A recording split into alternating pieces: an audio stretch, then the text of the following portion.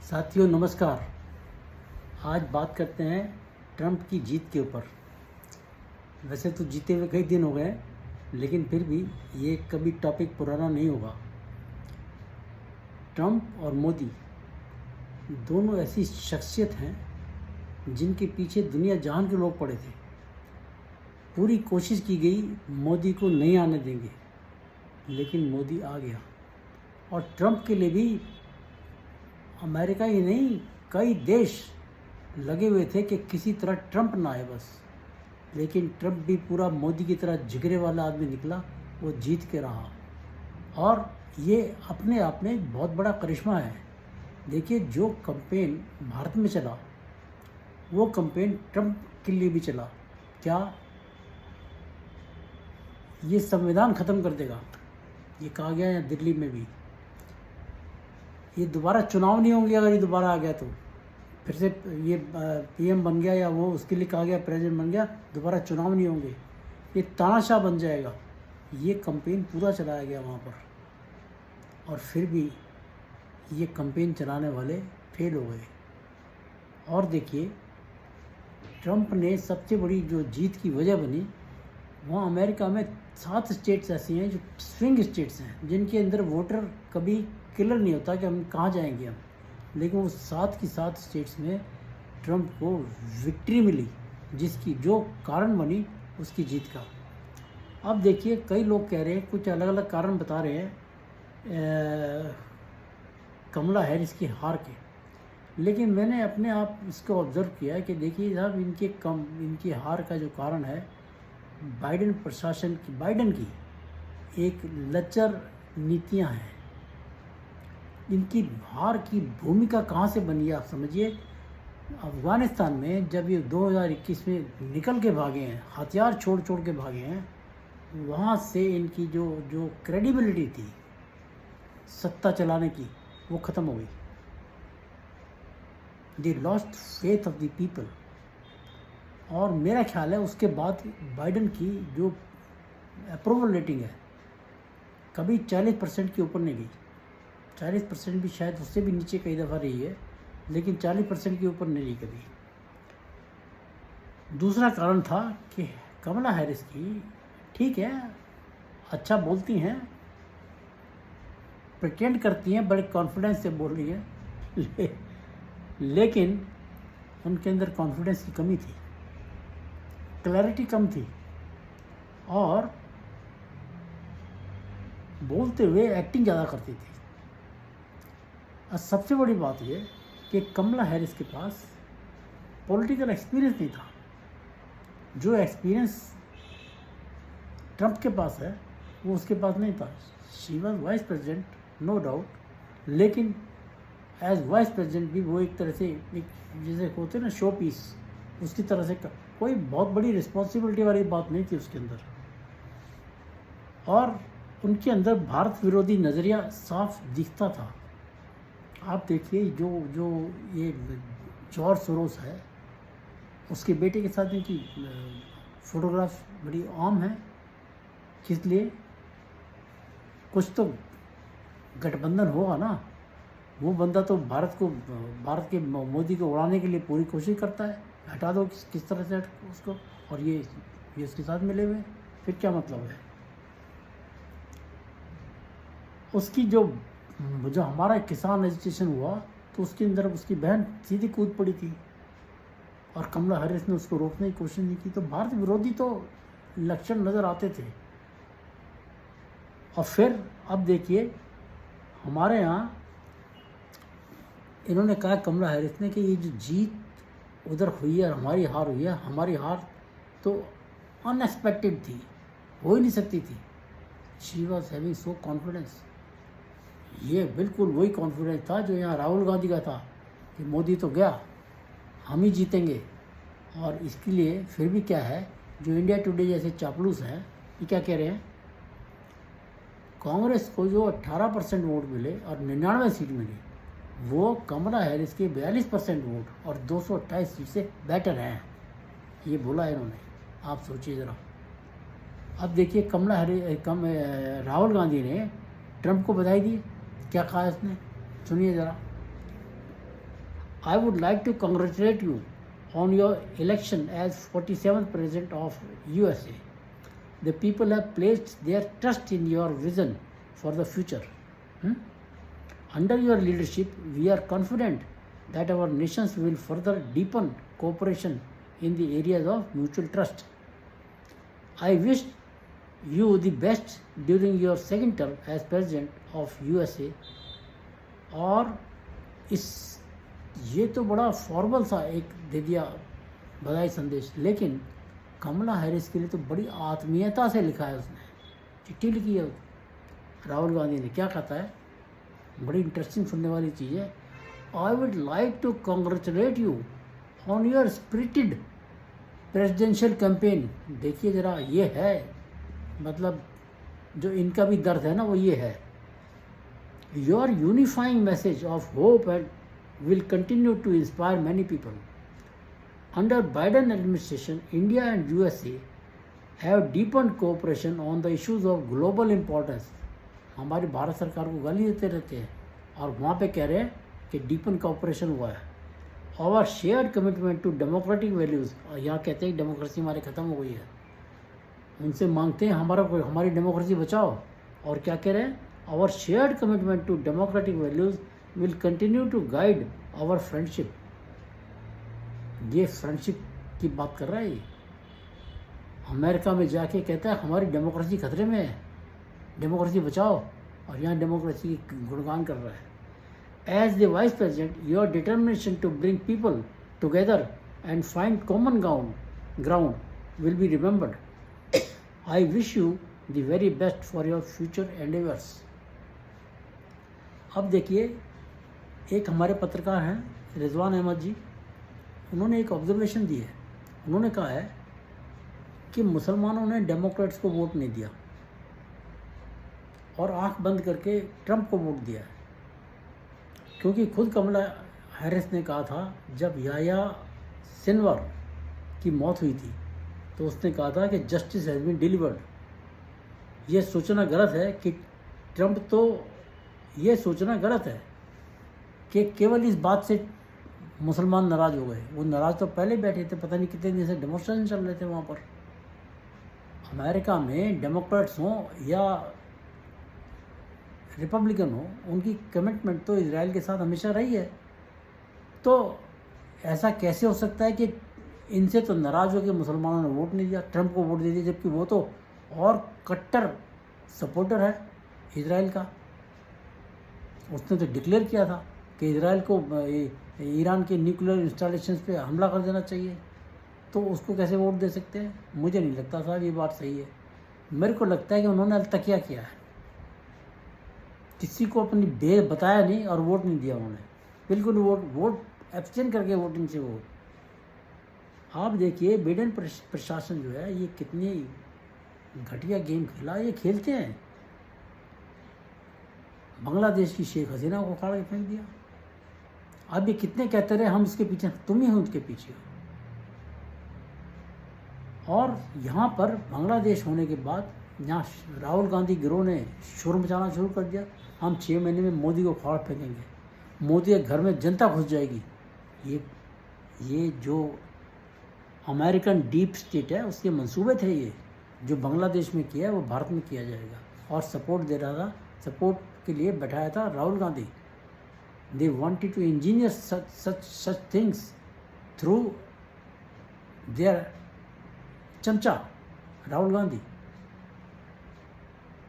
लेकिन हुआ क्या, मोदी को उखाड़ने वाले वहाँ से खुद उखड़ गए। आप देखिए जो बांग्लादेश में सत्ता पलट किया वो उनका एक अमेरिका का डोनाल्ड लू है, जो विशेषज्ञ है चुनी हुई सरकारों को पलटाने के लिए। वो है अमेरिका में Bureau of South and Central Asia Affairs का assistant secretary, and he is a very powerful man. तो ये तो उखड़ गए। ट्रंप आया, ये डीप स्टेट का मालिक यही तो था, ये जॉर्ज सोरोस था और डीप स्टेट का काम ये करता था। और अब ये उखड़ गए, राहुल गांधी की बैंड बच गया। और बड़ी बात नहीं है साहब, बहुत सी चीज़ें हो सकती हैं निकल के सामने आ जाएं। राहुल गांधी में किस किस से मिलता था, क्या सीक्रेट टॉक्स होती थी, कोई बड़ी बात नहीं। जब ट्रंप पीछे पड़ेगा तो पूरी तरह मोदी के साथ यारी भी तो निभाएगा ना, फिर वो मोदी के परम मित्र हैं वो।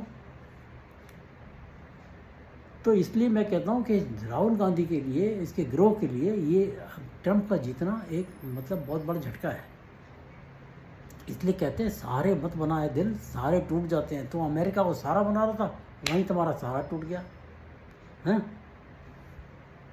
आज ट्रंप ने घोषणा कर दी कि डीप स्टेट को वो ख़त्म कर देगा, और उसने कहा है कि बाइडेन एडमिनिस्ट्रेशन, दो तरह के हमारे देश में खतरे हैं। पहला इलीगल इमिग्रेशन, और दूसरा बाइडेन एडमिनिस्ट्रेशन में जिहादियों को एंकरेज किया, जो वो खतरा है सबसे बड़ा। बिल्कुल। अब आप ये देखो कि कांग्रेस हमारी और डेमोक्रेट वहाँ के, दोनों की आइडियोलॉजी बिल्कुल सेम है घुसपैठियों के लिए। वो वहाँ घुसपैठियों को घुसा रहे थे, ये यहाँ पे कांग्रेस ने बांग्लादेश और रोहिंग्या सारे घुसा लिए यहाँ पर। हमारे देश का सिक्योरिटी खतरे में है, वहाँ उनकी खतरे में है। और तो और बाइडेन एडमिनिस्ट्रेशन ने क्या किया, वो जो घुसपैठ करने वाले हैं उनको फ्री फूड वाउचर दे रहे थे, रहने का प्रबंध कर रहे थे। अब अभी तो सत्ता संभाली नहीं है इन्होंने, लेकिन उसके पहले ऑर्डर कर दिए वो फूड वाउचर्स बंद। प्रधानमंत्री मोदी ने बहुत बढ़िया बधाई दी, दिल से बधाई दी। उन्होंने कहा ट्रंप को दिल से बधाई है, बहुत खुश हैं वो, जाहिर है। और अब ट्रंप की जीत से वैश्विक स्तर पे एक जो उथल पुथल मचेगी, उससे एक नया वर्ल्ड ऑर्डर क्रिएट होगा। सबसे बड़ी बात तो ट्रंप ने कहा कि यूक्रेन वॉर को बंद किया जाएगा, और अब जिसका मतलब है जेलेंस्की घुटनों पे आ जाएगा। उधर उनके जो एलन मस्क हैं वो कह रहे हैं ये डस्टबिन टुडो, ये अगले चुनाव में नहीं जीतेंगे। अब चुनाव दिसंबर 25 में है, उससे पहले भी हो सकता है। तो ये तो गए। उधर पन्नू साहब हाथ पैर काँप रहे होंगे, कहाँ क्या करेगा वो, क्योंकि वो जो एनकरेजमेंट मिल रहा था बाइडेन से वो ट्रंप से नहीं मिलेगा। दूसरी चीज़, पुतिन ने पहले दिन तो बधाई देने से मना कर दिया था, अगले दिन बधाई दी है। उन्होंने कहा है ये he praised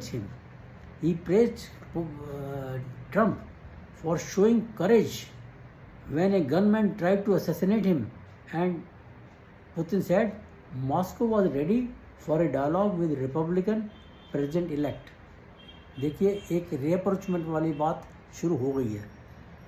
Trump had acted like a real man during assassination attempt on him. अब देखिए FBI ने जब जुलाई में उनके ऊपर अटैक हुआ था, FBI ने उसकी रिपोर्ट अब डिक्लेयर की है इलेक्शन रिजल्ट आने के 4 दिन के बाद। उसमें कहा गया है कि प्रेसिडेंट कैंडिडेट ट्रंप को मारने की साजिश, हत्या करने की साजिश ईरान ने रची थी। अब साहब जुलाई में इंसिडेंट हुआ, अब नवंबर आ गया, 4 महीने तक तो ऐसा तो हो नहीं सकता कि FBI की रिपोर्ट तैयार ना हुई हो। रिपोर्ट तो तैयार थी, मेरा मानना ये है, लेकिन डिक्लेयर नहीं की जा रही थी। ये थी बाइडेन एडमिनिस्ट्रेशन की बदमाशी। क्यों?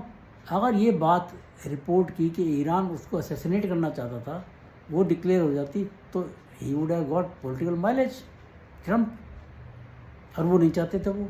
इसलिए उसके आते ही ये कोई नहीं कि एक दिन में रिपोर्ट तैयार हो गई, रिपोर्ट तैयार थी। ये गड़बड़ वहाँ मतलब हर जगह होती है साहब, इसका मतलब ये है।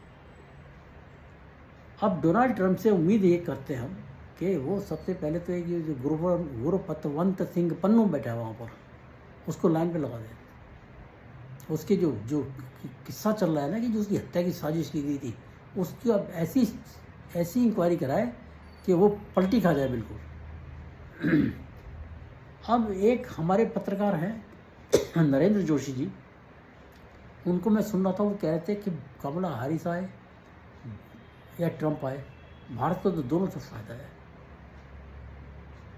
भारत के हाथों में, दोनों हाथों में लड्डू हैं, ये बोले थे वो। I don't agree with such philosophy. मैं आपको बताऊं क्यों। बाइडेन एडमिनिस्ट्रेशन ने क्या किया, हमारे जो तेजस जेट्स हैं उनके लिए इंजन उनकी कंपनी देती है जी।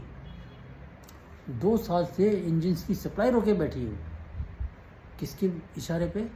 बाइडेन के इशारे पे। और चुनाव से 1 हफ्ते पहले, हमारे यहाँ तो ऐसे डिसीजन ले नहीं सकते, हमारे तो कोड ऑफ कंडक्ट लगा होता है, लेकिन उनके यहाँ नहीं होता। चुनाव से 1 हफ्ते पहले, 5 नवंबर को चुनाव हुआ है, उसके 1 हफ्ते पहले भारत की 19 डिफेंस कंपनीज के ऊपर बैन लगा दिया, उन्हें ब्लैकलिस्ट कर दिया। किस लिए? वो कंपनीज रशिया को कुछ आर्मामेंट्स आर्म सप्लाई कर रहे थे। ये हालत है, तो ये हमारे लिए फ़ायदेमंद कैसे होती? फिर अमेरिका ने तो भारत के ऊपर पूरा दबाव बनाया था कि रशिया से डील तोड़ दो अपनी, वहाँ से तेल मत लो, लेकिन इंडिया ने रोका नहीं, इस चीज़ को रुके नहीं वो। और फिर अंदरूनी मामलों में भारत के दखल दे के भारत में सत्ता का तख्ता पलट करना चाहते थे। तो ये हमारे लिए फ़ायदेमंद कैसे थे? डीप स्टेट तो अब जब ओपनली प्रेसिडेंट इलेक्ट ट्रंप ने कह दिया कि मैं उसको बंद कर दूंगा, it means that was working there. Why so कितने काम कर रही थी देशों में और देशों में सत्ता पलटे खाने के लिए? ये तो बड़ी खतरनाक स्थिति है। ये मतलब कंट्री कैसे चलेगा इस तरह से?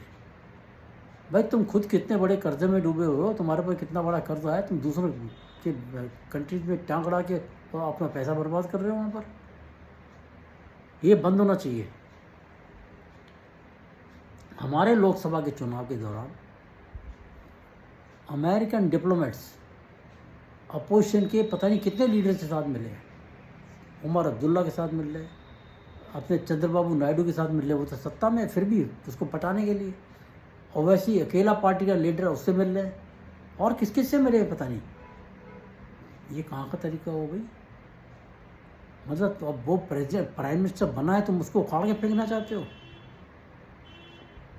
अब उखड़ गए ना, खुद ही उखड़ गए। और मेरे को लगता है सब कि आगे जाके इनकी अमेरिका की स्थिति, जो इनके जो वहाँ पर सोरोस एंड गैंग चल रहा है, इनकी हालत ख़राब होने वाली है अब, क्योंकि एक बोल्ड टफ लीडर वहाँ पर प्रेसिडेंट बना है। तो आज की बातचीत में इतना ही। आप मेरे कंटेंट्स को लाइक कीजिए, शेयर कीजिए और मेरे चैनल को सब्सक्राइब कीजिए, और अपने कमेंट में ज़रूर लिखिए क्या आप सोचते हैं। मैंने ऑब्जर्वेशन अपनी ठीक दी हैं। नमस्कार, जय हिंद, जय श्री राम, भारत माता की जय।